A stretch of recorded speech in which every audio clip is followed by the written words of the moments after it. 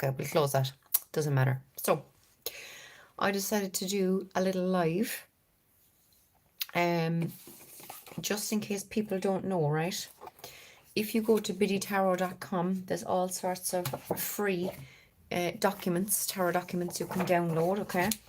So I have, there's this one, which is top 10 tarot cards, right? And I'm going to show you what these ones look like. So basically, the way this document works is, so for example, finance and money, and it shows you the top 10 cards that would come up in finance and money and what they mean in relation to finance and money, right? So that's one document. There's about, I don't know, 20 odd pages in that one. So that one's really cool. So there's also a really good one, which I'm going to do a live using tonight. And it is called The Ultimate Guide to Tarot Card Combinations, right? So this is for pulling and reading two cards together, right? So it goes through how to read tarot card combinations in relation to keywords, numerology, symbolism, elements, majors or minors, court cards, strengthening and weakening, which is to do with the elemental dignities, people interactions, which is the facings, which is what I like to, I often mention that I like to look at that. Upright and reversed, I don't do reverse, but anyway. And the last one is flow. So there's 10 different ways of looking at a pair of tarot cards to get more information. So I want to do a live tonight just on this document, and I'll go through those 10 ways of reading the cards, and then we'll do some practice reading. So what I'll do is I'll pull two cards and I'll ask people in the chat to tell me what they think of those two cards, you know. So that'll be tonight, because there's this one document I downloaded yesterday and printed, and it's really nice. It's called The 7 Steps to Read Tarot for Yourself with Clarity. So hi to the 4 peeps who are watching. Let me know who you are. Put something in the chat. So I'm going to fly through this now and tell you the 7 steps. So the first page there, look, is the 7 points, and then it just goes, the next few pages go into just a little bit more detail about those 7 points, right? But I want to read something first. Before the first lockdown, no, I'm not religious, right? But before the first lockdown, there was Jehovah's came to my door a couple of times. Now, I wouldn't be mean to anyone. I chat away to them and leave them going about their business. But then when the first lockdown happened, oh yeah, please do hit the thumbs up. Someone did already. Thanks, guys. So during the first lockdown, she only had my first name, but of course she knew my address from having called to me. And one of them, Jean, wrote me a letter. And again, like I said, I'd like to state I'm not religious, but the letter was lovely. And I'm not going to read the last kind of paragraph because it's irrelevant, but the first bit is nice. She says, "My name is Jean. I'm one of the Jehovah's Witnesses. I called to you a few times, but because of this pandemic, our calling to people's homes has been postponed for a while. So that is why I thought I would write to you. I hope you and your family have stayed well during these challenging times. When Jesus was on earth, he did foretell that the events we are seeing happening on the earth would show that we are living in the last days before we would see God set up his kingdom over this earth. This is the kingdom we've been praying for in the Our Father prayer.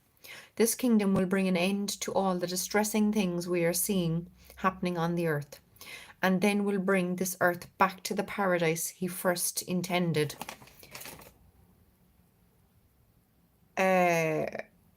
Oh yeah, sorry, I was trying to read the word. "Where we can live forever with no more sickness, old age, or death. What a wonderful hope that is."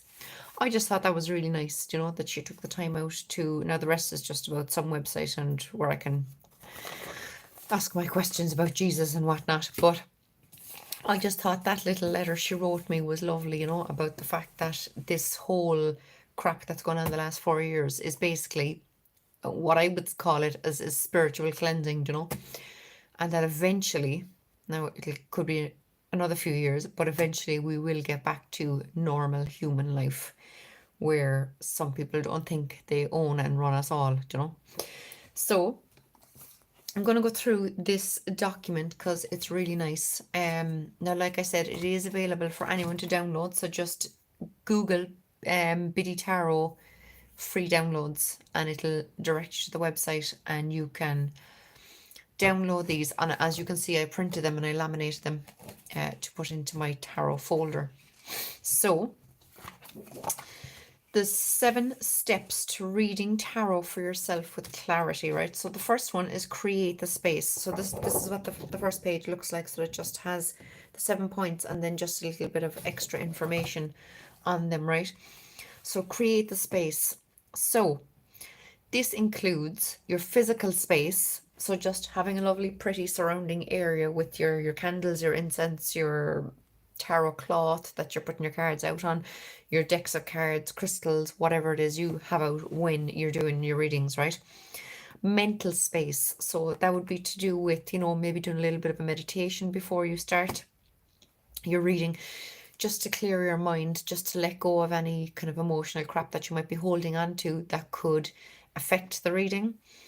Your emotional space is the next one, and your spiritual space. Okay, so again, it might be having some nice quiet meditation music on in the background, just to help you connect spiritually while you're doing your reading. So that's the first one. Create the space physically, mentally, emotionally, and spiritually, right? Get to the heart of the question. So this is very important. Ask your original question, okay? Then it says uncover the core issues. So think about your question. Think about what kind of things could come out in the cards in relation to that question. Then you may need to rejig it. You may need to perfect it. You may need to change some words that aren't right for the card reading itself, because, you know, like asking will I ever find true love, that's silly and kind of open-ended, and like really in our tarot reading we should only be looking at the next few months, because all day every day we are making decisions, making choices, having things come at us where we have to change our plans. So things can change from second to second during the day. So it is better to just kind of look at the next 3 months. So asking, will I ever find love, is just not good. So you uncover the core issue. So you kind of think about what might come out from your original question, and then you finalize the question. And it might be that you have to change it completely. It might be that you just have to change the wording so that the card reading will be more focused and give you a better, clearer answer, you know. And you may need to just look at the time frame too that you're wanting to ask your question about, you know. So that's get to the heart of the question. That's part 2. Part 3 is choose the layout. So match the spread to the question. So for example, if you are doing a love reading, you can Google tarot love readings and then click on images and you'll find a whole ream of different tarot spreads, right? And then look through them and choose which one kind of most makes sense to you, you know. You could be wanting to make a choice between 2 different jobs that you're offered. It could be looking for a spread where you've option A, option B, and which one, and a kind of a third position might be which one you should choose. Here, oh yeah, option A, option B, how to choose, okay, is a suggestion here in the notes. And then the other point is custom or traditional. So whether you're using a traditional spread that you can Google or find in a book if you have a book of spreads, or a custom spread, you might be happy out to sit and just pull cards and put them out wherever you feel like and figure out how to read them yourself. I have to say a nice one is just putting out 5 cards left to right and just reading it as a story and seeing where it goes, you know. And then after that you could put out the 5 cards, read as a story related to the question you had, and then maybe find an actual spread to get more in-depth information on each point, you know. Shuffle the cards. So it just says hand over hand shuffling, casino style, messy pile, which is where people put them out on the table and they shuffle them all around like this. and then they just pull them out and lay them out in their spread or whatever, right? Cut the deck, and then it says reverse the cards here, which, like I said, I don't do. So that's part 3. So far we've gone through create the space, get to the heart of the question, choose the layout, shuffle the cards, right? Number 5 is read the cards and tell the story. So there's 4 points to this. Interpret the individual cards. So if I was doing the 5-card storytelling scenario, I might put down 1 card at a time and say, oh, this card means this to me, put out the next card and then see what that means to me, and then the rest of the cards. Then look for combinations, okay? So it may be that you kind of see the first 2 cards and you automatically, this has happened actually to me, right? So with the 5-card spread, right, the storytelling one, I often find that the middle card is just the present situation, and I'd read the first 2 cards as the past. So I kind of use my tarot card combination points to read them together, and then the card 4 and 5 could be read as the future, or like kind of an advice and an outcome, that kind of thing. But you'll know when you look at them yourself, you'll figure out what way you want to read them yourself. Find the overall patterns. So that would be, you might have 4 out of 5 cards which are pentacles. So the reading could be all to do with your material world. You might have all major arcanas, meaning that there's a lot of major stuff going on in your life. There could be all minor arcana cards, which means it's all day-to-day stuff that can be changed easily. And weave the story through the cards. So look at those different points from a point of reading them individually to reading the whole story, combining cards and getting little extra bits of information, and finding the overall patterns, which would be a lot of one suit, or a lot of major arcana cards, a lot of minor arcana cards. The elemental dignities is also nice. So like if you had some wands cards and cups cards, you have fire and water. If you throw water on fire, it puts it out. So those cups cards could be kind of putting out the passion from the wands cards. There's a whole lot of things you can look into. There's also the facings. So like if you have a court card looking this way and a court card looking this way, then they're communicating, they're talking to each other. They might be friends, they might be, a couple in a great relationship. Whereas if you have a king looking this way and a queen looking this way, they might be not talking. There could be some serious fighting going on, or it could be like a page, which is a child, looking at the mother and the mother looking away. Look at the way the people are facing. Are they facing each other, or are they facing away from each other? So weave the story through the cards by combining everything. Answer the question is point number 6. Summarize the reading, go back to the question and answer it. So give yourself a short little synopsis of the cards, okay? And then go back to your question and say, okay, this is the question, this is what I've just said about the cards, and then weave together an answer, okay?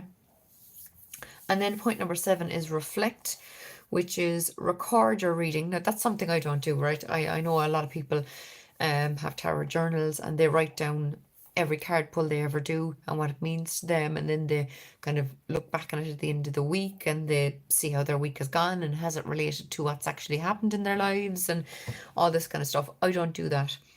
I have tried to write in journals. It just does not work for me. And in your reflection then, highlight key messages and insights. So like that, you might look over your readings for the week and go, well, I had a lot of major arcana cards this week now, and oh yeah, there was a lot of crazy shit went down, that kind of stuff, And then it says come back to it in a month and reflect. So now you can look at it every week and then look at the whole month when the month is gone, or whatever way you want. It's up to each individual person, obviously, but yeah. So that is just the highlights of this lovely document, the 7 steps to read tarot for yourself with clarity, available on biddytarot.com, a free download. which, like I said, you can print out and you can put in your folder, you can laminate it, you can do whatever you want with it. So tonight I am going to do a live. I'll schedule it there in a minute with this one, which is tarot card combinations. I'm going to quickly go through these notes tonight and do some 2-card pulls, having given the notes to people. So is anyone going to say hello or anything before I wrap it up? Because I'm going to wrap up this live and I must do my daily card pull, which I haven't done yet. But I like to record that and post it, so I'll do that in a minute. But yeah, if there's no one watching who wants to say hello or have a chat, I will wrap this live up. And I'm going to get the other one scheduled for tonight. It'll be, I don't even know what time it is, lads. I think it's about 2:30 now, so it'll be in about 3.5 hours roughly. But anyway, it'll be scheduled in a minute and you can hit the notifications so you don't miss it. Because it'll be good fun. We'll do some practice readings. It'll be nice. So thanks a million, guys, for joining and watching and hitting the thumbs up. You're very good. I'm seeing loads of thumbs up there. So that's great. So I'm going to wrap this up now, lads, and I shall talk to you tonight. And I will, in a few minutes, I will post my daily reading for today, January 11th. Imagine already. Almost halfway through the month. It's crazy. So thanks a million, guys, for being here and watching. I shall talk to you later. Bye.